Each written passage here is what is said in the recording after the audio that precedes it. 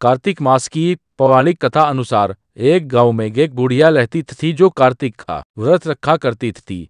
उसके व्रत खोलने के समय भगवान कृष्ण आते और एक कटोरा खिचड़ी रख कर चले जाते। उस बुढ़िया के पड़ोस में एक औरत रहती थी जो ये देकर जला करती थी कि इसका कोई नहीं है, फिर भी इसे खाने के लिए खिचड़ी मिल ही जाती है।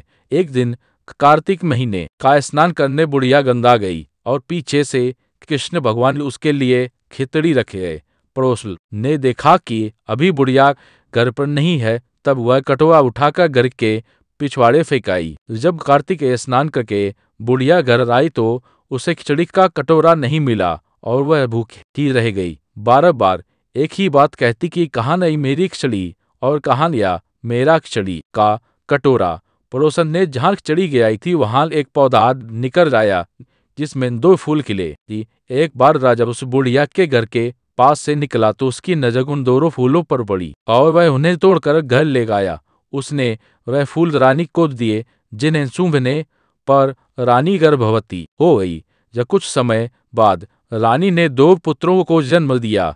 जब वह दोनों बड़े हो गए तब वह किसी से भी बोलते नहीं थे, लेकिन जब वह दोनों शिकार पर जाते तो रास्ते में उन्हें वही बुढ़िया मिलती जो अभी दी यही कहती कि कहाँ गई मेरी खिचड़ी और कहाँ गया मेरा कटोरा। बुढ़िया की बात सुनकर हर बार वह दोनों एक ही जवाब देते कि हन है तेरी खिचड़ी और कहाँ है तेरा बेला।